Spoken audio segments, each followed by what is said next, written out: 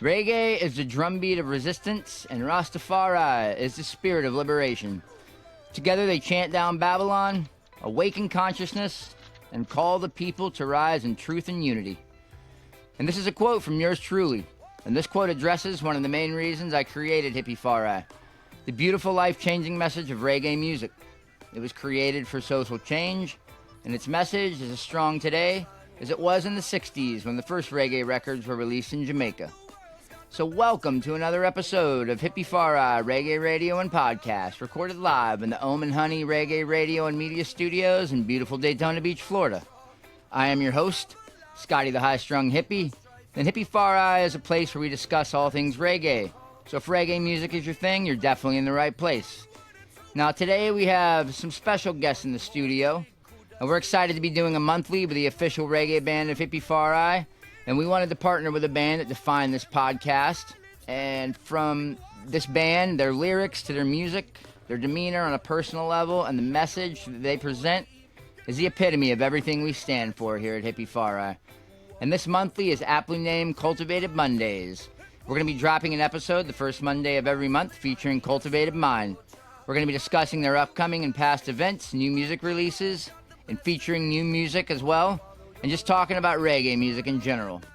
So on top of our heavy release schedule, be on the lookout the first Monday of every month for some fire content with the fellas of Cultivated Mind. Now, today we're definitely doing something special as well. We ran a contest about a month back, and the winner received some dope Cultivated Mind gear and some Hippie-Fari swag, as well as being invited on the podcast to join in the fun. So I definitely took it a step further, talked to the winner, and decided I was gonna, make him my co-host. We definitely need another voice here on the show. So let's welcome Vince Lee to this episode, my co-host for this episode, and welcome Tony of Cultivated Mind. How you guys doing? Good. How you doing, Scotty? Doing great. Thank you for having me. Appreciate Absolutely. Thank you both for coming on, taking time out of your busy schedules. I know you played a gig last night, didn't you, Vince? Yeah, yep. Up in Portsmouth, Virginia, and I know Tony did as well. Yep, so, Tony. Staying busy. Yeah, so you guys got barely any sleep, and then you had to wake up and look at my beautiful face. So thank you so much for doing that, man. Couldn't ask for anything better. Yeah, right. And definitely a shout out to TC, the drummer of Cultivated Mind. He wasn't able to make this episode, but he's off doing something, and I know he'd probably rather be here right now. But definitely a shout out to TC. He is definitely missed. We love him a lot here. So big up, TC. Yes, man. Shout out. So Tony, welcome back, man. This is your third time on the show. I believe you guys did episode 4, and then we did the last Cultivated Mondays, and so this is your third time back. Yes, sir. Thank you. So welcome back, man. How's it feel? You kind of are you enjoying being on the podcast, and you kind of digging what we're throwing down? Yeah, everything's fantastic, man. I'm like I said, I appreciate the platform. I've said this before to you to be able to kind of express some ideas, man, and also put like a face and a name to the music and a lot of the world of reggae music, man. That's kind of, you don't always get to see your favorite artists talking and stuff, and so to even be like a part of this, where I also get to watch some of my favorite artists do interviews with you and some of our own dudes, like obviously Vince and Glenn. I just appreciate what you're doing for all of us, man, and putting us in the mix. So thank you for allowing us to speak and also allowing us to be on such a mighty platform. So thank you. I keep looking over there like my camera's over there. I forgot it's over there now. Thank you, Scotty. Appreciate it, man. I didn't go blind yet. I promise. I'm just... Yeah, right. Not yet, man, but it's coming, I'm sure. Yeah. Me too, man. That's why I have these glasses on. I can't even see my own screen, which is a foot in front of me with 100%. Oh, I've called out a homie to come up and sing because I thought it was someone else, and then I walked up to him after the show and said, "Hey, man, how come you didn't want to come up? I called you out, and it wasn't him." And so, and I tell people that I can't really see very well without glasses, and they're just like, "It's not that bad." I'm like, "Yeah, it's pretty bad. It's pretty bad. 5 feet right. is what I get. That's about it, But yeah, camera, got it. That's awesome, man. Right on. Well, getting old is not that bad. You're just losing your vision and everything, but, got to roll with the punches, man. Seasoned and experienced. That's it, yes. Like a fine wine. Yeah. Well, it's kind of cool. I ran that contest, and it was random that Vince won, but it just happened to be that he has actually done music with Cultivated Mind, which was, kind of ironic. So, can you both kind of speak on your musical connection, kind of how it began and how it's evolved over time, and any memorable moments from the journey that you'd like to share? You want to go first, Tony? Sure. Thank you. I've known Vince a minute, man, and I'll say this, and I don't say this enough to homie. And Vince, you put food on my table when it was hard to get gigs, and there were spots where, I kind of I moved from setups and things like that, and I lost some footing in some places, and Vince was there to talk to the bar and help get me in, or talk to a venue and help bring Cultivated Mind back to that area. So. I can go on a lot about how Vince has done that for put us on festivals as headliners, done real big stuff to get our name out there. So, that's why I shout Vince a lot, because I think Vince has been integral, not just for my own success, but for the success of a lot of people in the neighborhood. And it's nice to see him getting his flowers this year, man, and doing big shows and getting in the mix. So, Vince was always proud of us, so we're proud of him. And, I don't know how to say that any other way, but I met him kind of in the scramble, and I think that's why we have a mutual respect. We were messing with a lot of the same musicians, some of which in the early days didn't always show up, or maybe we're a little too friendly with the waitresses at the bar, or whatever it might have been back in the old bar grinding days. And I saw Vince always kept his cool. He was mad respectful, and as someone who I respect my fellow musicians a lot, I have an awful temper. And so I watched Vince, and sometimes it does not come across like I'm the nicest guy, but I watched how Vince treated his musicians, and I really respected that. And so getting to work with Vince early on, and also watching him deal with literally the same issues with some of the same guys and stuff, trying to plug the hole in the boat and keep it sailing, that was like a big thing that turned me on about Vince, where I was just like, I can mess with this guy for life. Like, this is a real dude. So That's great. Like I said, man, you've always been, having our backs, and much to your own sacrifice. So it's not gone unnoticed, and a lot of us see you, bro. I appreciate that, man. And same goes for you. Tony has encouraged me as a musician. I've always, I think this was with everybody, musicians and people in general have insecurities about themselves. And my insecurities were some things that I was doing in music, and Tony was always there to really pump me up. When we first met, we got to do a couple shows together, and then I was like, this dude is dope. It blew my mind what he was doing by himself. So we got to open up, I don't even remember who it was. It was at the Norva. I think it was like Badfish or something like that. Yeah, I remember the show. Yeah. And we just had a blast up on stage. It wasn't, when the way we play music is like at a gig is usually just like a freestyle moment. Sure. Where everybody comes in and jams together, and we kind of had a couple of those moments on stage together, and Tony, I was able to, he was able to get up on the mic and get the crowd going as well, and we've just had a really strong relationship, from the beginning, and it's been a really cool ride with my guy right here, man. He's been a blessing to me, and he's also put food on my table, so. That's the great thing about this is the reciprocated love is, we don't always expect something from somebody when we give, but it is always nice to receive it back, especially when you're just, you haven't really told anybody what's going on, and then all of a sudden it just comes out. The universe works that way. It does. When you're giving out love, you're gonna get it back. So. Tony's always given that love back to me, whether it's been on or off stage, in the recording studio, or just inviting me over for dinner. Him and Rachel cook for me, and I'd eat the heck out of everything they make. It's always awesome. so good. Thanks, bro. Yeah, bro. That's very cool. Yeah, I can definitely agree with you, Vince, on that one. When I approached Tony for the first podcast, I'd seen Cultivated Mind play live, and Tony has that demeanor, and I was like, he's either gonna, accept it or whack me over the head with a baseball bat. I'm not exactly sure. So, this entire journey from the first podcast until now has been absolutely fantastic. Working with Cultivated Mind and Tony, one of the greatest guys in the entire industry that I've ever come across. So, Absolutely. yes. I pay him to say it's a that. lot of Love you, fun, Scotty. and absolutely, man. Definitely looking forward to the future. So, Thank you, man. Mr. Tony, you have we discussed this last time, but it's still kind of astounding. 3 albums in the works, man. Yeah. Let's just kind of go ahead and address those one more time. Just kind of give us a glimpse into like the themes and the vibes we can kind of expect from each one. I think there's a small journey, and I have a tendency to be long-winded. Brains are good storytellers. Let me keep this encapsulated. But we had like a whole album made, and then I lost like a lot of files, and I had to go on my email and pull them, like other people's tracks and stuff from a trombone guy I had. I'm talking to where like I made a video with a guy like last year, and Chris Wyatt, who's a brilliant trombonist and has played on our records. He's on Old Moses, a bunch of stuff. But he's on like some of the newer tracks like House of Glass and just ripping. And I sent him a video and I was like, hey man, I really need you to come and do this. And he's like, what are you talking about?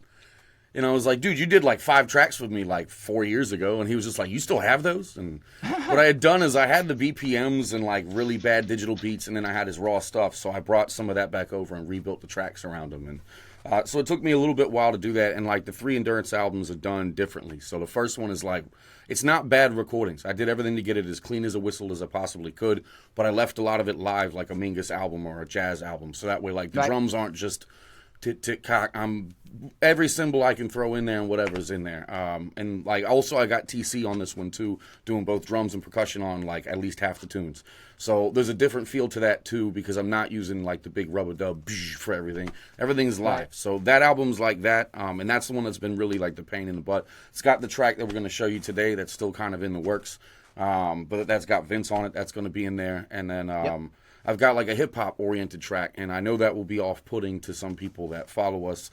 But some of the people that started with us kind of liked the fact that we were a little bit respectful of the streets, man, and that we don't necessarily poo-poo at the people who come out, buy our records, and like some of the harder hitting stuff. So also I got a short fuse, so I went off on that album. So there's that album, and then there's and that one's got a bunch of our friends on it too, and some real special guests: Jojo Pellegrino, Gabe from USB. We got 7 Vibe Lost Soul Crew on there. On 2 different tracks. We got a whole bunch of Tony Chambers is going to pop in on it. So that one's got like Rubber Dub Champ. So we got some in Space Camp. Space Camp is all over the album. And Jordan Weekly, our brother Jordan Weekly's on it too, who we're going to bring to do his verse at Point Break in June. So that one's it's still reggae, but it's very on the like East Coast boom bap vibe. I love Mobb Deep and stuff like that. So I kind of went for that rhythmically, and then just did my annoying nasally voice over top. And then the third album is like, we're growing up. And so I want that third album to kind of be the sound that we're going to continue with, which is the jazz.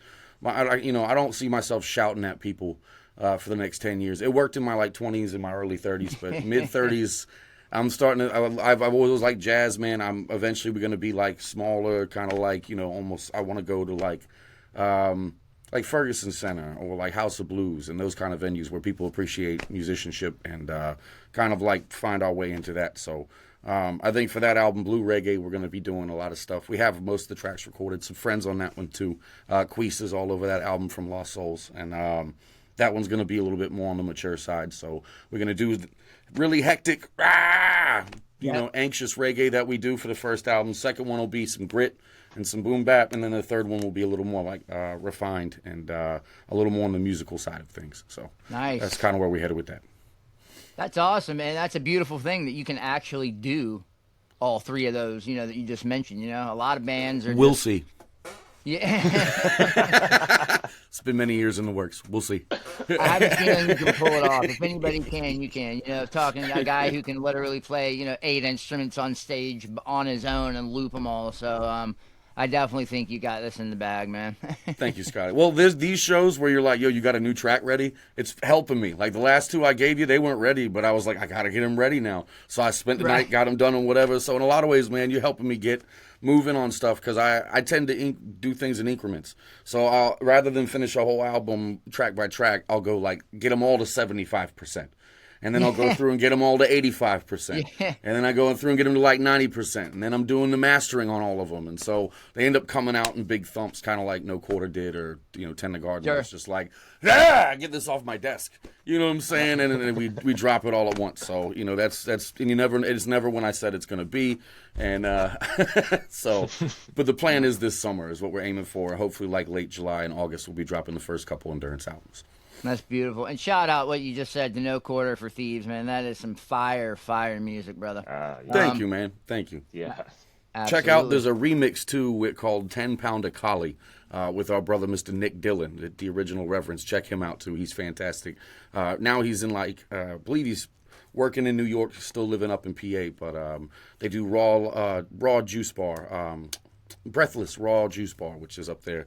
And man, fantastic musician. He's got stuff out with a bunch of great people. But if you want to hear a cool remix of No Quarter, check out the original Reverence and 10 Pound of Collie with Root Village Ghana on that one too. Isn't that the guy who's always giving you like healthy food and stuff like that? Yes. Yeah. Yeah. Yeah. He said he's looking out for you because you always eat not so good food, so he's always like cramming healthy food down your throat or something. Oh yeah, I pulled out a thing of salami one time, which I'm not supposed to eat pork and all that stuff, and I just some cultural things on my own personal cultural journey from my past. I gotta work on a bit for my own health, and like pork wasn't like huge in my family, but it's everywhere. So it's Virginia. So my dad's from Germany, my mom's Italian. Take that out of the picture. I live in Virginia, so I was a teacher and I worked in Smithfield. So for like teacher things, they would have like pulled pork barbecue, and it was like everywhere. Yep. So I pulled out like one piece of salami, man, and I watched like his head go up in the other room. And just like, what you doing, man? And I'm like, you can smell that from here? And he's like, I can smell it from here. So Nicholas looking out, man, and I appreciate him and his wife Dawn and the kids. They're amazing people. But yeah, Reverence is dope. They really are. And there's a cool cut of that tune, speaking of that you could check that he redid with the same rhythm. Beautiful, man. Right on. Well, I know we've kind of gotten into it a little bit about Cultivated Mind. But can we kind of dive into the I know there's some rich history of Cultivated Mind. You've been doing this for a while, and I know you've been through some interesting moments that I'm definitely sure the listeners and myself would love to hear about. So you mind kind of dropping some knowledge on us? Yeah, and a lot of the history of the neighborhood, man, includes Vince and a lot of people that were kind of like instrumental, pardon the pun, sure, of moving reggae forward in our area. Most people are used to the looping thing, but I had a big band for a while. It really ranged from about 4 to 7 members, depending on how many people we brought to the show. And if I go like real deep in this, I'm gonna say some shit I shouldn't say, so pardon my language. So what I'm gonna say is this. Is that over the years, man, I've got to work with a lot of awesome people. And so when we started in the beginning, there were guys like Lupatazzi, John Gimmel, Spivey, Chad, all these guys that brought like a really different kind of like jazz fusion psychedelic sound to our music, which was really awesome. And then we had dudes like Rochelle Diggs, who were really powerful bass players, still are, and play with Iron Line and stuff still. But Rochelle was like the grounding. So we had like this really great mix of like a dude who like obeyed roots to a T. And would not compromise on that. And then we had like 2 or 3 jazz nuts like us that would be like, come on, Rochelle, let's get weird with it. You know what I'm saying? And but if we did, we would have lost the people that really love reggae music. So I had like teachers in the beginning. And Rochelle Diggs was like a big influence. And I hear his words echo constantly, and it annoys me. And that look he would give you when he was right and you didn't want to admit it.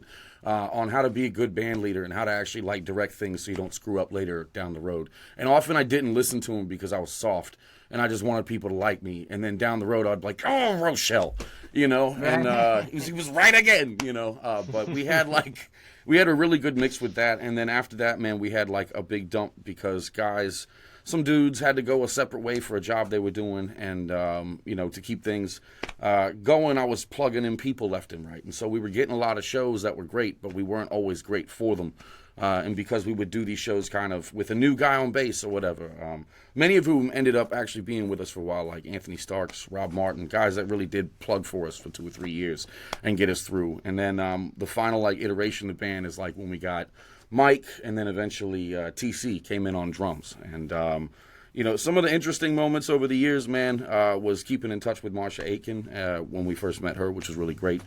Big shout to the Chesapeake Reggae folks and KP. And his son Javin and Mark came and joined our band. And so that became like kind of the first real time that things got comfortable again.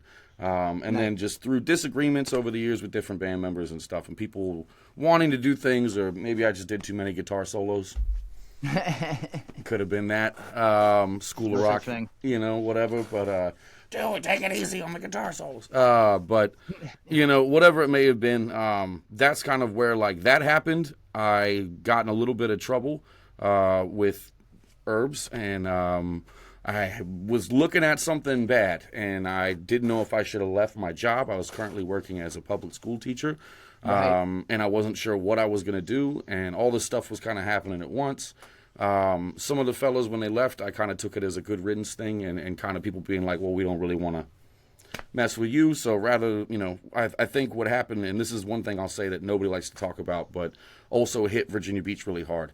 So like right when all that happened, and the history of the band kind of like, I will say this, man, Javin, Mark, the crew that I was with, Chad, TC, and Jeremy Sanchez, that final squad was really something else. And it was an honor to play with those guys. And some of those moments you can't get back, man, where the whole crew is singing your songs with you, and everybody's smiling. And like some of those days you wish you could get back to, and unfortunately you can't. But that was a big kind of like a moment of like just everything kind of went splat after that. And COVID hit, and what happened, and nobody likes to talk about this, but there was just like a big fight for everything in like our area. And like Vince, you don't have to go into details on this if you don't want to, but dog, everybody was involved, and it seemed like people like kind of took musicians like the way that old dudes will take boxers and be like, this is our champ.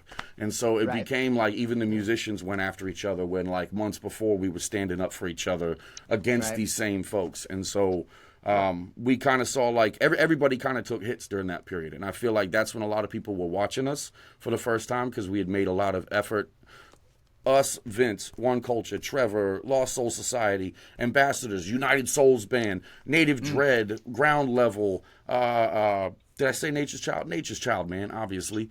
Tons of bands that were really like all coming up at the same time, and had been around for a while, finally got established, and then through bookers and managers and people, it created a bunch of infighting. And I feel like that stunted our growth for another couple of years, and we would have had more stuff like Point Break years ago if that didn't quite happen. And so the crab in a barrel mentality, man, ate us all. And like nobody talks about it, but we all took hits from it, and we all know what happened. And so there's a lot of healing that's had to happen in Virginia Beach over the years. And whether that's like my career or other people's career, I feel like that was something everybody kind of dealt with as a whole, and had people that were trying to pull them to sides, and that damaged that. And I know that there are musicians out there from other cities who are going, sounds pretty familiar, actually. You know what I'm saying? But for the first time in a long time, I think we all got to, a lot of us hit our success bubble, and whatever arrogance or ego we had to stomach, we were able to do so and had to learn our lessons.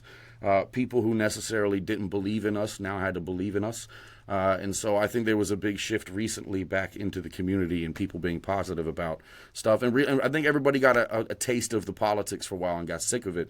And now people are getting back to like, we just want to go see good music, which is like a magical moment that I'm feeling happen right now in Virginia Beach and Hampton Roads. So, our musical journey, I'm not going to sit here and tell you every person that was, hard to deal with, but along our roads, man, we've had a lot of magical moments. And Everton Blender, they cut his music off at a festival we did with him. And this is one of those moments that you don't ever get. Big up Jay Cash and the crew for getting us on that one. But me and Chad rolled out to do a show, and Everton Blender was the headliner, and the sound was just gone. Like they couldn't get the the mains to work. And so at the end of the show, in the middle, I didn't want to speak to him because I was nervous. I was just like, I love your music. I don't want to say something stupid.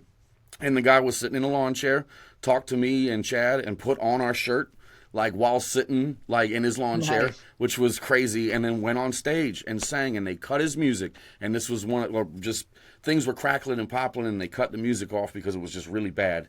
And instead of like being upset by it, man, he had 2 girl backup singers, and he called them, and he walked around the crowd singing a cappella like the rest of his set to people. And I was just like, Yeah, and it was like in the back of a schoolyard and like way out past Farmville, like just out there. You know what I'm saying? In the Virginia country, and Everton Blenders walking up to people, singing with our shirt on, which was like, that's crazy. But singing to people and keeping the set going with his backup singers and continuing to do so. And like that was one of those moments too where I talk about some of the fights and things that happen over the years, but there's also been great moments that make all of the struggle worthwhile, and that was one of them, was getting to see like a real professional not just handle a problem, but like overcome it and somehow put on a better show than we thought was possible. So I'm going to stop yapping for a minute because I'm taking over things, but I'm sure there's some things Vince has had in his career too that have been astounding, and probably struggles too that you've had to overcome. So I'm gonna back off for a minute, but yeah, that's kind of some of the background. Absolutely. And I would just say this. I'm not going to go into it too deep, but he pretty much hit the nail on the head. But I feel like also, there is still healing around this area from what has occurred in the past, and Right. we are getting through it. And I do see the musicians coming closer together, and this is what we all want. And it's one of the reasons like I wanted to start doing the mashups again. I was really iffy about doing it, and because you do deal with certain musicians and you want to help everybody, but sometimes not everybody wants to be helped in a Right. way. Absolutely. So reaching out to the musicians that really want to strive and getting it back into Virginia Beach, like it really used to be. And I feel like Tony said, we are on that path where we're pushing forward, and not, let's let the past be the past. I'm guilty of that, of not letting go sometimes. So it's coming around again, and I'm excited for what's happening out of Virginia Beach. Not just for me and Tony, but a slew of other guys. Kurt and the guys from One Culture and stuff like that. They're pumping out music as well, and all constantly. And but I am excited, and I told Tony this. I will not get back into his studio until he drops these albums. Right. Because I got some more music that I want to do with him, but I'm like, dude, you got to drop this stuff, man. It's incredible. Like, you Yep. got to get on it. You got to get on it. This is going to be part of that process of bringing it all together again. So The bomb is not ready. yeah, Nice. it's fire. It's The fire working from on it whatever. right now. Yeah. Yeah, yeah. But I do want to ask you, Tony. There has been and I say this because you're my friend. There's been a change in your demeanor, and you're still got the full, you're still Tony Brand. You haven't changed. But what have you done to really help yourself get to that point of being like, okay, I've got to put my head down, and I've really just got to focus on this and let that be. What is your motivation for that, or what was your I want to say Defining influence? moment. Yeah, what was the defining moment of that? Yeah. I don't have kids yet, Vince, but maybe as someone who does, maybe somehow you can relate to this. Yeah. And, you get to a point where you're not taking care of yourself, and your house is not in order. And there's a certain point where you've tried to help everybody, but now you're biting at people because you don't feel they're grateful or whatever it is. And you start to get mad because you're hurting and you're passing things on. And I think there was like a point where I broke on that, especially 36, a powerful age, bro. And I learned a lot of stuff this year. But, some of the like stuff that I dealt with as a kid and things that like weren't really like that awful, but maybe I just ignored for a long time. There was a lot of stuff in my closet that I needed to clean out, both musically and personally, and I'm still doing it. And I feel like that was causing a lot of anger, man, was, you feel gypped after a while, and like you feel drained. And as someone who's probably given their life to somebody else, you give your life to fellow musicians, to people that you call your brothers, and there's always a certain point sometimes where things bite you in the butt, and then you look at yourself and you go, maybe I started a lot of this because I'm angry, because I'm in a hole. So I figured rather than stop, or rather, you can't help people and be part. Am I allowed to curse a little bit?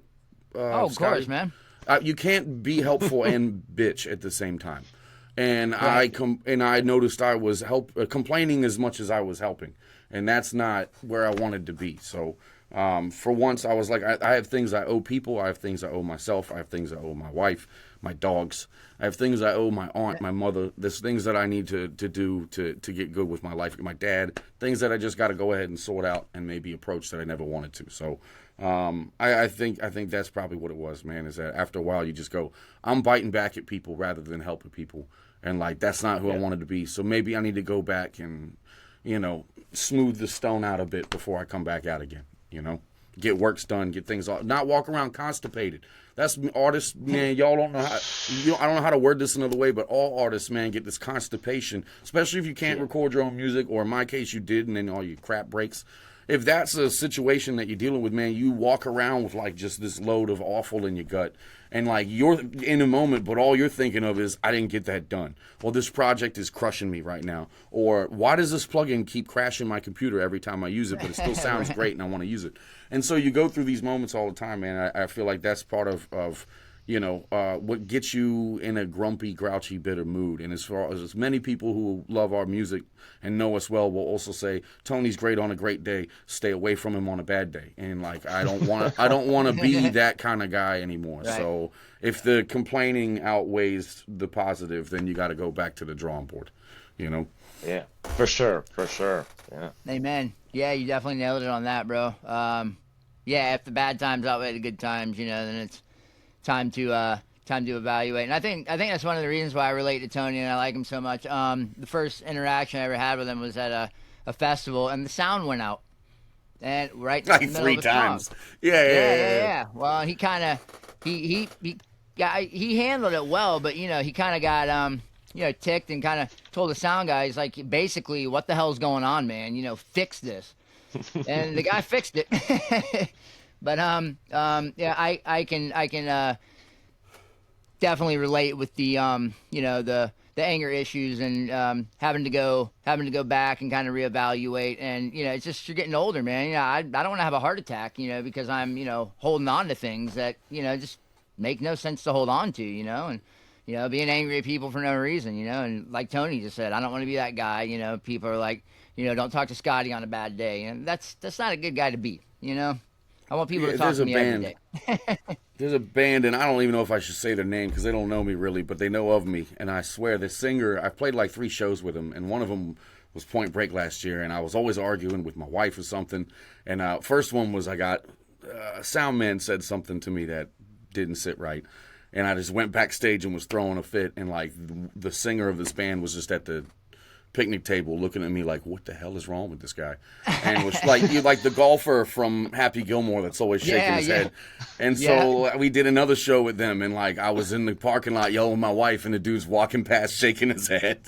And so the third time happens, and I'm at Point Break, and this time I'm going at it again, and like the guy there's a van, the door shuts on the van, and like it's that guy standing there, and instead of shaking his hand this time, he just went, I hope you have a good show today, man, and like patted me on the back, and I was like, thanks, bro. So that's another one of those moments where I was just like, I gotta get it together, man. It's the same dude, and I would love to, because I'm sure the dude remembers these moments if I said them, and he would be like, pfft. But I'm not gonna throw the band under that bus. They're nice guys. But yeah, every time I had a mishap, it was like the same cat saw it happen, and I was just like, I gotta get it together, man. And to say, and I think I know you're talking about, and to say this, you couldn't have asked for a better person to have. No, he's a nice guy. Really. Third time, he was just like, yo, you're going through it, bro, and just gave me a pat on the back. I was like, yep, rough day, bro. Tough one at the office. And well, thank God you didn't pull the Happy Gilmore when he's like, fuck you, Bob, and just tap him. The price is wrong, bitch. That's so funny, man. So, it's definitely awesome to have both you guys on the show. At the same time, how it kind of worked out was fantastic. And you guys have done tracks together. Could you kind of, is there a specific one that is like your favorite, that you guys have collabed on, or you collabed on more than one, right? Yeah. This will be our second one that we've Second one. collabed on. Now, Yeah. I will say this: Tony has put horns and stuff on my music before. Right. As far as the lyrics go, really producing, feeling just right. Vince Lee music and Cultivated Mind. That was the Yep. first one we did, and honestly, like I had this vision for the song, and it came out to be exactly what I wanted. And all Right. I did was send Tony the idea, and Right. it was great. But this last one um, we did together. Tony sent me, I want to say he sent me like two or three tracks. And he was like, "Hey man, I want to get you on one of these." And so he sent it to me, and I listened to, I think I listened to all three of them. I'm pretty sure I know I did. But the one we ended up collaborating on was just like I I felt it. I felt Yeah. it, and because the first lyric that comes out, I need a sign, oh child, and Yeah. I Yeah. was just Yeah. like, and it Yep. hit me in the heart, and I was like, oh, I need this right now. I just needed to hear that right now. And then it was very motivating and influential for me to put some lyrics on. And Tony has been always been great in the studio working with, just, hands down. It's like I've heard the stories, where you hear the stories about Dr. Dre making his artists do a verse over and over Right. 250 times before Yep. you finally get it out of them. And I respect that from Tony as well, because when I get in there, it's not frustrating that he's asked me to do it again. There's a reason to there's a Yeah. reason behind the madness of Tony Sure. Brand. There's Yep. always a reason behind it. So it's always been awesome just to be in the studio with him and create these songs. And like I said, he's got to drop these before I bring some more music to him, and we can do some more music together as well. So That's awesome, man. I definitely love it. Got some of it a couple of days ago. Blasted it, jammed it out with my wife, who's Kira, who's also a massive part of this show behind the scenes and a huge, huge, huge Cultivated Mind fan. We blasted this one and we were like, man, it just gets better every time. You know what I mean? And it's all amazing, and maybe not gets better every time. It's the quality is just it's surprising. What Tony and Cultivated Mind, they pull out of the hat, because it's always just like, damn, that is fire. So and it's different. yes, Different with like you stick to a formula, but at the same time, like he goes off the reservation a little bit, and you're like, yep, oh, that works. That's yep, crazy, yep, So absolutely, and that's what I love. And there's a track called "The Infantry" with Cultivated Mind and Vince Lee. Like I said, it's kind of cool that you happen to be the guy who ended up on the show, because lo and behold, you've actually made music with Cultivated Mind before. And yeah, this was not rigged, I promise. It's literally just how it worked. I had like 30 emails from people who had responded for that contest, and I went on Google and I was like, pick a random number between 1 and 30, and I counted down from the top of the emails, and boom, landed right on Vince. So it was kind of cool how it worked out. So this is an unreleased track. It's called "The Infantry." It is Cultivated Mind and Vince Lee music, and you will not hear it anywhere else as of now. But you have the unique opportunity to hear it first here on Hippie-Fari Reggae Radio and Podcast. We're going to go ahead and play that for you now. This is "The Infantry." I need a sign, watch out. Oh, no, no, no, no, yeah. Ooh, oh,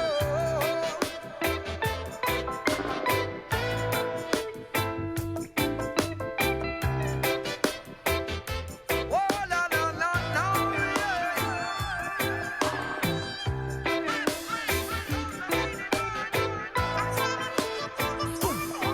I need a sign, watch out. I know you've been blessing me, but the world's got the best of me. I wanna follow your laws, try to live naturally. Oh, good karma, come back to me. Oh, from your well I draw life everlasting to leave my strife in the past and come to answer your call. March with the infantry, onward into infinity. One more twig could I sink the rig, in one more slap could turn me.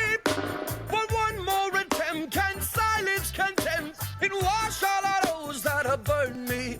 Oh, one more push and now one more heave can lift me up if I just believe. One more time to quit my teeth and pull the cards hidden up my sleeve. I need a sign, oh Jah, I know you've been blessing me, but the world's got the best of me. I wanna follow your laws, try to live naturally. Oh, good karma, come back to me. Oh, from your well I draw life everlasting, to leave my strife in the past and come to answer your call. March with the infantry, onward into infinity. Raise the banner when you're here, Jah Jah calling. Soldiers trampling the sun of the morning. Orders issue out to each man a marching. Fire on sight, said now listen when them talking. Bathe in the rays of glorious days. How many shades raised in fiery blaze? While the archangels are march on parade. Welcoming Jah children to Zion gates. While the whole world goes crazy, I'm trying to make it through the struggle and the pain. For serenity, I pray it in your name. Let your love and blessings spark the flame.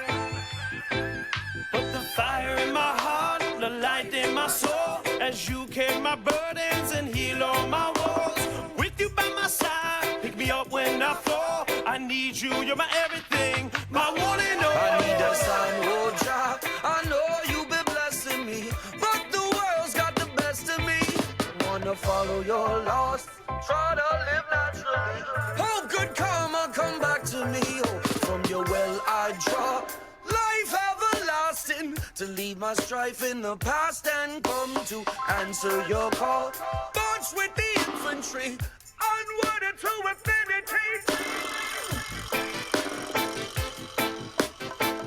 Onward into infinity. Onward into infinity. Onward into infinity. Grateful for Jah liberty and everything He's given me. Oh, oh, oh. Strength and rigidity, power of the Trinity. Devils never tricking me. No, no, no. Onward into infinity. Grateful for Jah liberty and everything He's given me. Oh, oh, oh. Strength and rigidity, power of the Trinity. Devils never tricking me. No, no, no. Yo, you have done a lot to that track since we.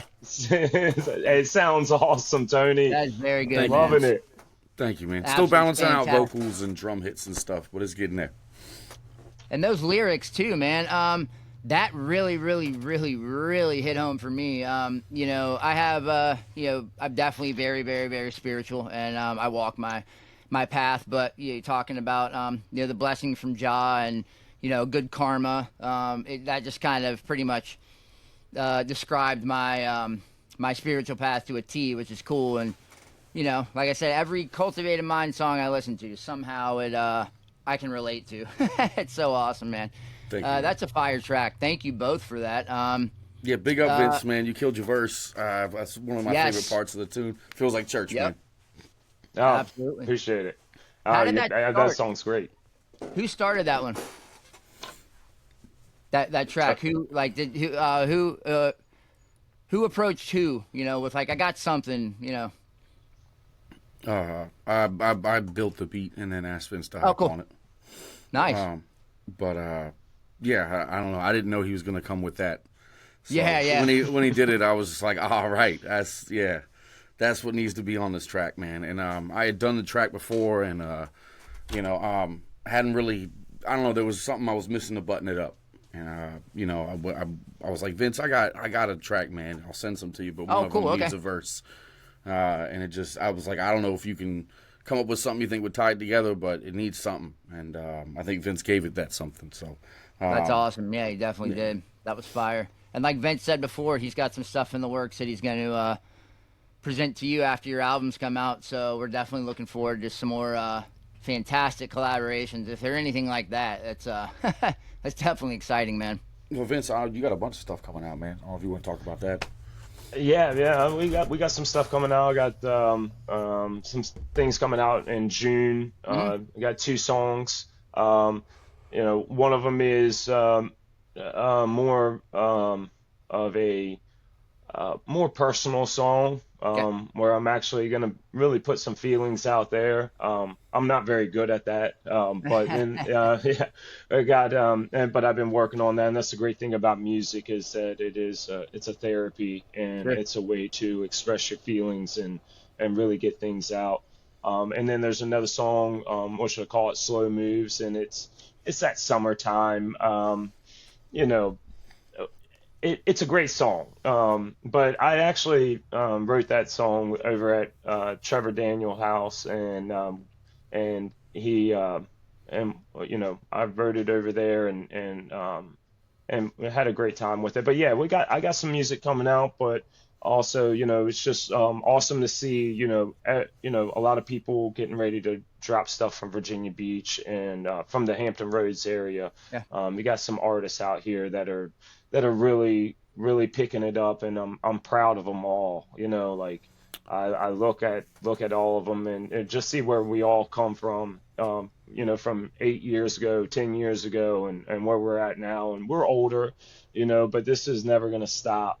And I always feel like this is going to be a part of our lives, no matter what. And we always will share these memories together as well. It's just like, going in the studio with Tony or whoever it is, my boy Dave Poole, shout out to him. Him and I are doing a lot of the recordings together. And Yeah, big shout out Dave, man. yeah, he's an incredible musician. And but it's just, those memories stick in your mind where I know where I was at when I said those words, or Right. I know what I was feeling when I said those words, or I knew what needed to be changed before I said those words too. And so it's a great thing to see happening around this community, and not just Virginia Beach, but we have friends outside of Virginia Beach just doing really great things, that are but they're all connected to us, and we're connected to them. And so it's really cool to see it building up a lot more, especially for the independent artists. We have struggled a long time, and we see a lot of independent artists really making a big headway. Cultivated Mind, shout out to Ashley Rue, Kyle Smith, Yeah. Big up, Ash. everybody out there. Everybody is just pushing and pushing, and they're just getting better and better. And big praises to everybody out here. So it's awesome. Absolutely, man. Beautiful. Yes, and Virginia Beach definitely has a reggae scene that is to be looked at. It's absolutely fantastic. I think it's one of the best in the United States, in my opinion. As far as just the music that's coming out and the amount of bands that you have, you know what I mean? It's definitely a model for reggae scenes, nationwide, 100%. But speaking of Cultivated Minds music, all of it has a message, and it's pretty straightforward in your face. And Vince as well, especially with that track that we just heard. You don't really hold back. Now, let's kind of get into this. Reggae is always a voice for the voiceless. But lately sometimes it kind of feels like some bands are staying quiet or kind of dancing around issues. Not really addressing social injustice. Things that are going on right now that we see in our faces. Do you think there's a reason for that, or do you have kind of maybe an opinion on why that is? Tony, you can go ahead and go first. You don't mind? Yeah, I think first off, right now you're dealing with commercializing of reggae music, and Right. back when, even in the 90s, when I realized that there were still international artists, Europe been on the international thing for a while. Right. But Jamaica had its own celebrities, and like a lot of those celebrities were not celebrities in the United States, And I believe a lot of like the old school culture of reggae music was still very much like from the neighborhood and from the community, and that's where you found your best artists and where you found the guys that necessarily didn't want the commercialism. And so I think with commercialism right now, you're getting, in other words, back then the stakes were different, and it was more about trying to get your people heard. Where I feel like the stakes right now are money, and people are worried about losing money. And if you say something, you'll have X shut you down. Sorry, Elon. Or you might have someone on Facebook come on and be like, watch this happen to a homie recently, a beautiful drummer, long, luscious hair. I love the guy. I won't say his name because I don't want to drag him into nothing. But people went after him, and it started as a political thing. And the next thing you know, they're putting blasts on the internet. Don't trust this guy and his band and whatever, whack, double crossing. They're not real reggae, which he was voicing his opinion very, what I thought would be, human rights oriented. And I think we're watching us get like skewered, man. And a lot of people are scared for their career. And there's guys like us who are often left field, and because of that, and built our own little tiny communities, and we link with other people, but we've built our houses out of bricks. So we have a feeling we can say the things we want to say, and we'll still have our hardcore supporters and the people that love our music, because that's why they loved us in the beginning, was because we didn't hold back. If we had something we wanted to say, we put it on wax, and if we didn't do that, we were saying it on stage or whatever it is. And I think that that's changed because money has come into the picture heavy. And anytime money and power come into the picture heavy, people start to shut up because they're worried that their position or whatever is contingent on the power that's at hand. And so people are afraid, I'm going to lose that paycheck. I'm going to lose that favoritism. If I speak up against this weird thing, if I say that this happens, then, I'm going to be in trouble. And I think that part of reggae is not necessarily a healthy one, and part of music is not a healthy one. And reggae music has for long been extremely against people keeping their mouth shut and kind of going with the status quo just because it's easy and safe. And so that's one of the things that has startled me a bit about reggae of late, is that there is this kind of like, well, we don't want to ruffle feathers. And it's like, well, maybe you should have gotten into something else. And like you don't be a punk rocker to be polite. And like, I don't, you know what I'm saying? You do it because you want to say something and it needs to be said a certain way. So I feel like with everything now that's happening, the commercializing of reggae has helped to spread it. So you get it like a bunch of places, and that's fantastic. But often what's being spread isn't music for the soul. And a lot of times people out there are so worried about maintaining whatever it is that they've gotten or the castle they've built based on teeny boppers. You know what I'm saying? That there's this whole like, I'm going to lose my career if I say what I really feel, rather than I've built a platform. Like, think about Bill Burr compared to other comedians. Other comedians are shaking in their boots because their platforms are built on gimmicks. Bill Burr's platform is, I'm going to say whatever the hell I want if I think it's right. You can't topple that platform, and that's what reggae is supposed to be. An untoppable people's platform where it's like, I'm not afraid to say it because this is the forum to say it in. But because there's money riding on it and people at stakes and connections, now all of a sudden people get real funny about being honest about the things that are going on. So I think that's always going to be a part of any kind of musical style. And now that reggae is being commercialized and spread worldwide more than ever, you're seeing that really kind of take a hold of things, and people having masters and people they feel like they have to bow to, rather than reminding themselves that you're the artist and you create things. So it starts with you. You know what I'm saying? But that's my take on that. Sorry for ranting. No. That's what it was cool, man. And I agree with them too. And I think, the whole, I think that people have been afraid to disagree with each other in this country for a long time and be able to talk things out. And, Tony and I have sat down at the dinner table many a times and had disagreements about certain things, but the love is still there. And, I think people are afraid to be wrong, and afraid to admit when they're wrong. And there's been, and I've talked to Dave Poole, my buddy Dave Poole, about this. I've spoken out about things, but the reason why I want to speak out about things is because I want to be proven wrong sometimes. I want people to come to me and say, hey man, this is what's really happening. You're not that I'm a jerk for saying it, but just say, hey, you were wrong about this. And I can say, oh, you are absolutely right. But that's the point of speaking your voice. Is it's not just to be, to say that you were right, or prove that you were right, or prove that, or somebody to prove that you're wrong. It's the conversation that needs to start. um, you know uh, Bob Marley was almost killed over something he said, Sure. and but he still got up there and performed a concert, Right. and um and and proved everybody wrong, Right. by stepping up to that level and saying, hey, this isn't about me.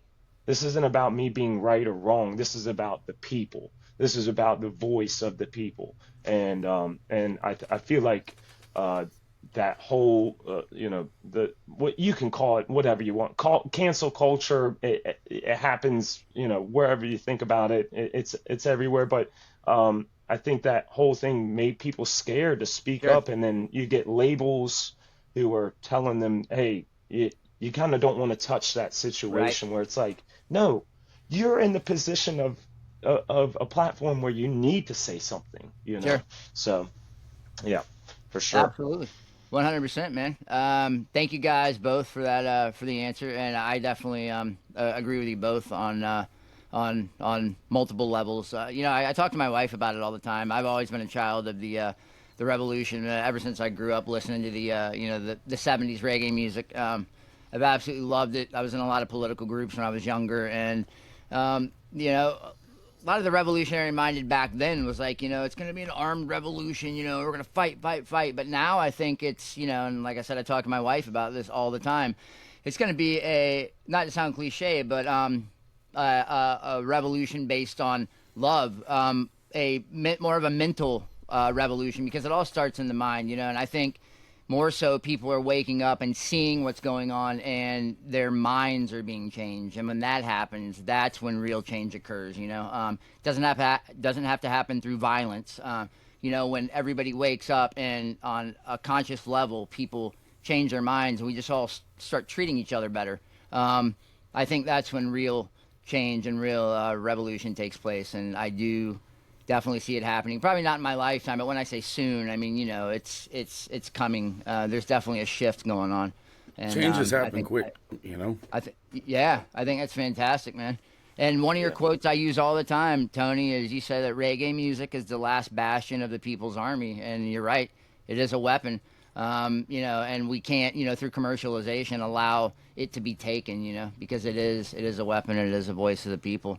So do you guys have any recommendations for, younger musicians who are into the roots, who are into, social justice and change, and they want to keep that message alive, but still, get gigs? Do you have any advice for them, kind of maybe on how to approach that and still stay true to their beliefs and their message?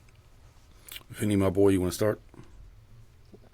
Yeah, I'll start this one off. For the younger musicians out there, you know, um, you don't always want to play to the people. And what I Right. mean by that, play the popular songs that are, that people always want to hear. It's first of all, the music is for you. Sure. And so when I think about what music I want to play, I'm playing it for me, and then I'm going to go out there and share it. Whether it's covers or my original music, Right. and I want to get people out there, and I want them to hear it, because every song has a different message. I mean, the message is still the same, but it connects with people differently, with each song. So, just make sure that, you're not just playing to the people, you're playing for the people, Right. and making sure that, that you're, I don't know, you want to attract the people to the music that has a good message. As Sure. far as the places go, you can pick and choose where you want to play sometimes, but sometimes you got to go into the lion's den, Sure. and put the music in there that they're not used to hearing. Yep. Amen. Um, I'm just gonna go quick example. We play at this place called the Green Parrot, and Hmm. um, the owner was like, "We've never had reggae music in here before." And look, I live in a beach town. Yeah, and a So name like the Green Parrot, you would think that would be a reggae yeah, hub, right? yeah, and they're going crazy over it, and I love seeing that because it just proves a point where you can go in there and people from all sides of the spectrum everywhere are just they're coming together to hear the same thing, and they're Yeah. there for the same thing, Yep. and that's what's great about it. But yeah, that's my point. Tony, go ahead. No, I agree, man. Exposing people to new stuff is powerful because yeah, you get to bring in people who've never heard the music, but you also like the people that come to your shows. I'll play spots like Calypso or whatever on the beach, and folks will come out, and sometimes you'll get someone that'll come back next time. But a lot of those people are moving from one spot to another. It's a vacation areas, so especially where reggae music finds its hubs are usually like vacation areas where it's Right. beaches and a nicer climate. So I think a lot of times what you're doing out there is you don't realize that like when you play that one bluesy tune or you play that one tune about your mom or whatever it is that or something that you went through growing up or whatever it is that touches and resonates with people personally, rather than look, man, I love rub-a-dub music, I love party music, I love all that stuff, but there's a time and a place, and the people that come back, how do I word this short? The people that come out for you to play club music will go to anyone to hear them play club music. Right. They're not fans of your music, and if you were a different band there playing the same song, they would love it and they would forget about you and move on. When you play that, that's 90% of the people that are coming in big amounts to shows, unless they've come specifically to see a band. And the ones that come specifically to see a band heard you play that one song that meant something and went, this isn't like every other party bar band that I've seen, so I'm going to come back. And you'll start to see those faces come over and over again. So for the young people that are like, I don't think people are going to like it, people did not like, most people still don't like a lot of my stuff, and I think that's like, ones that I do resonate with got tattoos and rep till the kids, are wearing our shirts, and like, so I think there's something where it's like, do you want 20 family members to come back, or do you just want a constant cycle of different people that maybe don't understand what you're cooking or don't appreciate some of the things you're creating as a musician? So I think when you put out the things you want to put out and you play what you want, you say the things that you want to say, there's someone in that crowd that's resonating that's going to go tell his 10 friends that didn't want to come to that show because it's too clubby or whatever. They're going to say, yeah, but there was this guy and we got to go see him because you guys are going to dig it. And it's going to bring that crowd you didn't know about and that group of friends that's going to come out and see you. Whereas like if you constantly cater to the people that are going to be gone within the next night, then you're not really, like Vince said, you do it, you create your own music, but you're also bringing out to share with people. And if you're not doing that, you're doing a disservice to yourself and whatever person in the crowd really needed that song that night. And instead, you decided to play Sean Kingston or whatever. You know what I'm saying? No offense to Sean Kingston. That came out wrong. But you get what I'm saying. You're, Back off. yeah, Back I'm off. backing off Sean Kingston, man. My bad, dog. Sean Kingston, enough love. But something that's more in like your top 40. And so I think that's for young people, man. Stand your ground, say what you want to say, and that's going to resonate with and help you build a community of people that you weren't aware of. You think that it's just that group at the bar that's going, hell yeah, let's get another drink. That's not the people you're trying to connect with. They'll be gone the next night. But that dude sitting in the corner that's been watching you play guitar or whatever it is the whole night, he's going to tell his friends and they're going to come out to your next show. So always do the things that are true to you because that's going to resonate with other real people. Amen. 100%. And look at Vincent Van Gogh, man. The guy sold one painting before he died. One, that's it. So in his mind, before he died, he was nobody.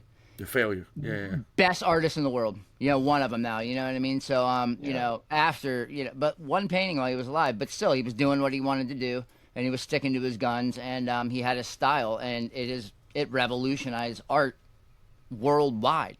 So, it's absolutely imperative to, like you said, you're doing it for yourself, and then that message will convey to the other people. So real quick, guys, just take like maybe 20 seconds each and kind of throw some artists at me that aren't reggae that might still be in your rotation or that kind of inspired you. Go for it, Tony. All right. Thank you, Don Vincenzo. I appreciate it. I'll try and keep it short because I like these conversations. But So a lot of my stuff, I'd pull heavy from Mingus, and especially on the newer albums coming out. Charles Mingus is a big influence on my music. I just liked his attitude, everything about the guy, and the things that rub people the wrong way. I love that about him. So I put a lot of his screaming and wailing on horns and stuff in my music. And I think for jazz, man, anything that comes out of that really bluesy, hard bop kind of sound. I love Kenny Burrell. He's probably one of my favorite guitar players. So often I'll be listening to Stolen Moments for jazz. For Charles Mingus, Cumbia and Jazz Fusion.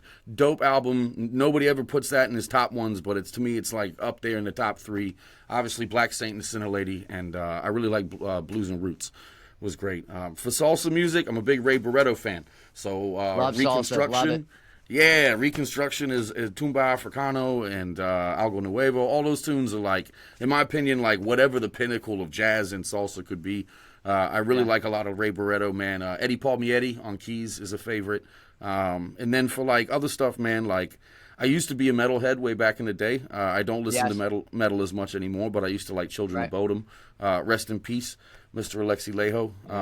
And I really, really appreciated like flamenco guitar playing. So lately I've been going on a Charo kick because I didn't realize how nasty Charo was back in the day and watching her YouTube videos. But and she's a trip, bro. Her voice was great, man. Bro, she was gnarly on guitar. Gnarly. But I love Paco de Lucia. That was one of my transformational guitar moments, was sitting and listening to his albums and trying to play with him and just crying and bleeding. And then, some of the newer guys, man, I liked Rodrigo and Gabriela. I liked even Tomatito, like some of the smooth jazz, but still flamenco guys I like. And then one of my all-time favorites that you'll hear me listen to a lot is Ernest Ranglin. Below the Bassline's a classic, but some of the new Latin stuff he did where he played like Tico Tico was really good. And then nice. I love hip-hop, man. And I know that like comes out in little spurts in the music, but like Mobb Deep, Nas, big shout JoJo Pellegrino. Wu-Tang, obviously. Tribe Called Quest and Dig Tribe Called Quest, Talib Kweli. Yes. I love Jadakiss. In my opinion, after like Dipset, things got real rocky. I like Dipset was like the last group that I liked that came out of New York, like heavy. But that era, 90s hip hop in New York City, I like a lot too. Speaking of salsa, real quick, some of my favorite memories are dancing in the kitchen. I taught my wife how to dance bachata, and we would dance salsa and bachata in our kitchen. We just slam some beers and crank up the salsa and bachata music and just dance like fools. So much fun. Yeah, absolutely fantastic music, man. And you mentioned jazz a lot. Have you heard Groundation's new album? It just came out 2 days ago, Candle Burning. No, I haven't heard the new one, but the last one they put out before that had a lot of jazz in it too. Oh yeah, well he's obviously he has a degree in jazz music, Harrison Stafford. But check out the new album, Candle Burning. Just came out 2 days ago. Man, I mean, Groundation is just mighty. Kind of like Cultivated Mind, when it just gets better and it's just more intense. So it's absolutely cool. So Vince, what's your some of your influences or some non-reggae music that's in your rotation right now? Well, one of the reasons Tony and I connect on a lot of stuff is because we share a lot of the same influences when it comes to New York hip hop and rap. Yeah. Nas is always in my rotation.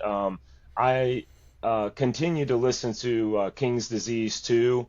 It's just a fantastic album. The producer on that he's just amazing. Oh my gosh, his name just slipped my mind. Hit Boy. Just a great album there. And I also go to the countryside, which I'm not a big. Yeah, and I'm not really a big country fan, but there's some country out there that's really hitting me. And my girlfriend introduced me to Tyler Childers, and he's like, I don't know, man. He really helped me. Oh, he's an unbelievable singer, unbelievable band he has behind him. But the way he expresses his feelings and his songs have really helped me along the way to do that. Great. As far as the hardcore scene, I'm not jumping on the bandwagon. Somebody turned me on to a band called Turnstile, and they're out of Baltimore, Maryland. Right. I guess I got introduced to them about 4 years ago, and but their lyrics, the music is fantastic. Yeah. It's almost like I was talking to a good friend of ours, Chris Batista, and he explained it perfectly. It's like Jane's Addiction mixed with hardcore and not Birds of a Feather. Anyway, but it has that sound to it. But the lyrics are all about love and about loving yourself, and that's what's really cool about that hardcore scene right now is that that's what it's about. It is. It really is about loving yourself, and so Positive mental attitude, yeah. So Tyler Childers, Nas, Dipset, Turnstile, and I still keep a lot of different crazy things going in my rotation and trying to find new music as well. Yeah. But I will give this one a big shout out. And it is reggae, but one of my favorite reggae albums that have just come out was done by Tribal Seeds. Dude, hands down, our favorite band collective in this household.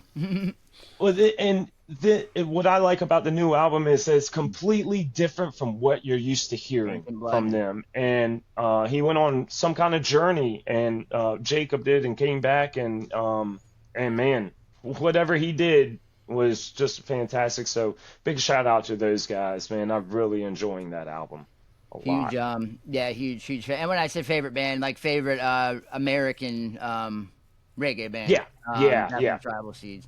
But yeah, for me, it's punk, man. Minor Threat, like Poison Idea, Bad Brains, and then some death metal. It's like Job for a Cowboy.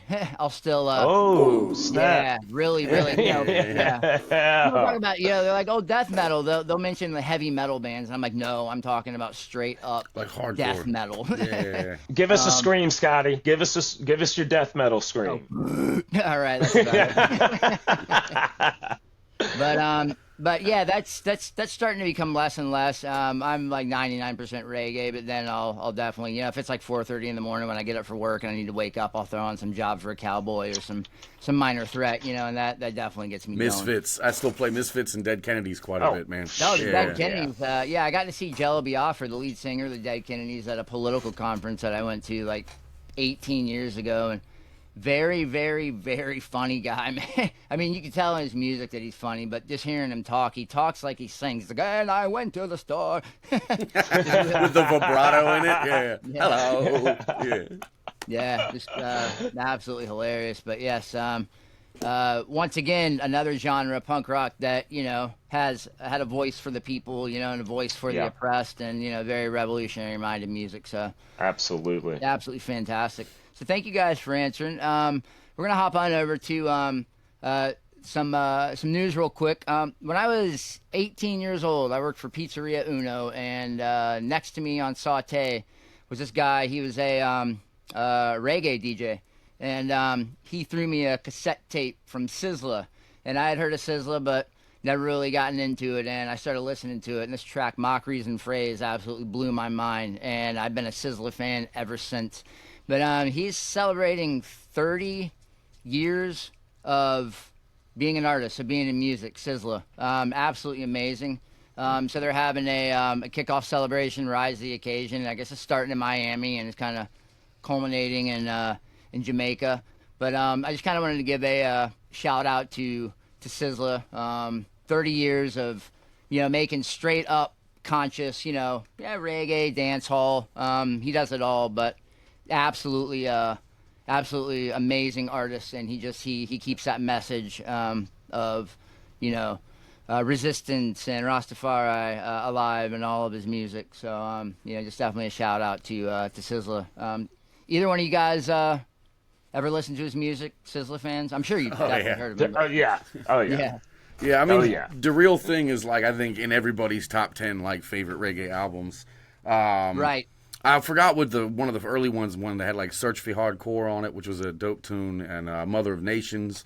But I think the Real Thing era Sizzla was, just bomb. I listen to everything from him. Nah, Apologize. It could be hip hop oriented.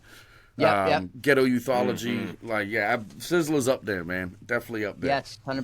Sizzla Kalanji. Shout out. And Mellow Mood, the Mellow Mood Twins. Ciao. Their new Ciao. album. Yeah, they we actually saw them Florida Groves last year. That was absolutely fire. Their new album dropped April 11th. It's called Seven. They did tracks with Dub Inc., which is they're freaking awesome, man. And Mike Love, absolutely phenomenal music. So if you like That Mellow man Mood, is- I don't know how you couldn't like Mellow Mood if you're into roots reggae. They're absolutely phenomenal. They were amazing live. But yeah, definitely head on over to your favorite streaming platform and check out their new album. It's called Seven. Absolutely fantastic. It's like 11 tracks. It's short. It's only like 40 minutes. You can listen to the whole thing, on your way to and from work. So it's definitely worth the listen. So before we kind of wrap it up, is there anything that either one of you guys would like to I know Tony is. I kind of envy Tony, man. He's up on the current events. When it comes to reggae, he kind of knows what's going on. He's in the loop. I try to stay up. I go to my my sites, the Pier and Reggae Bill and stuff like that. But if there's anything coming up or anything you guys want to discuss that we haven't already touched on, go ahead and go for it. Vince, if you want to go first. Yeah, sure. Well, I'm going to say this for Tony, but obviously we got the Point Break is coming to Virginia Beach, Yes. but with all the big bands that are coming through, and they're all, I'm excited to see a lot of them. I just want to make sure that I plug the local scene here. Yep. We've got guys that are opening up and kicking off the night, like Lost Soul Society. They're going to be doing a show with Mike Pinto. And I Mike believe Pinto. somebody, and forgive me, whoever it is, but there's somebody else on that show as well. But Mike Pinto, Lost Soul Society, and we've got some big events happening. The guys from Pacifier, and I consider those Pacifier's guys, great. they're in our region. So they're fantastic, Yes. fantastic musicians and just really good guys. Make sure you go out there and see them. I'm gonna plug myself here. Nice. We're gonna be playing that weekend as well. We're gonna be on it's not an official Point Break party. I just want to put that out there, but we're gonna be doing a mashup at the Green Parrot. Gonna have some people coming through. We got Native Dread who's gonna be there. Those guys are fantastic, and then we got a young up and coming artist whose name is Landon Steffi. We call him Landon One Love, and he has been doing drum videos, and very young kid, and we're just honored and blessed to have him come in and sit in with us on the drums, and this will be his first show, so big shout out to Landon, and we're excited about that. So yeah, we got some stuff going on as far as the region and Virginia Beach, but that's my plug. Go ahead, Awesome. Tony. Make sure you keep up with the Green Parrot stuff, man, and all the mashups coming along the way. Vince has been nice enough to have us out for one, I believe, in August. Yes. August 22nd. August 22nd. Nice. So Day we before mashed my it up. birthday, right on. Big shows, man, and I forgot if it's June or July. But look at the Dome schedule. Burning Spear's coming.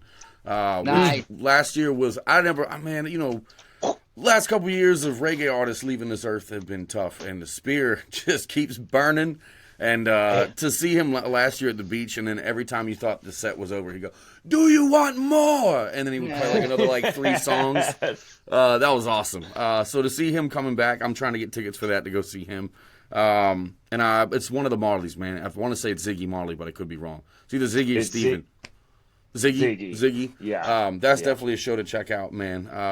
Tiki's every Thursday. That's a sleeper thing in Virginia Beach, and Vince is a part of that as well. A bunch of our homies, Lost Soul Society, Native Dread, you name it. If they're solely 7 Vibe, if they're from the neighborhood and they do acoustic versions of their sets, and you want to see, a lot of people like to be able to eat their dinner without, bass and horns or, my guitar ripping their head off. So I think, those kind of sets are great. You get to see and talk to and hang out with all the musicians in the area. It's a small spot, but every Thursday in Virginia Beach at Tiki's, there's an acoustic reggae night with somebody from the area doing usually a really cool version of their sets. We get to loosen up and hang out a bit. People come and mash it up, so that's cool. And then Point Break, we're playing the 22nd. We'll have a full band with us, which is very rare. Hasn't happened in about 5 or 6 years, and we're bringing a lot of the guys from Hampton over for that one to play, including United Souls people, Lost Souls people, and Lions Bridge people. 2 bands I did not shout out earlier, Lions Bridge and Rio. Lions Bridge doing big things in Hampton Roads for keeping roots alive.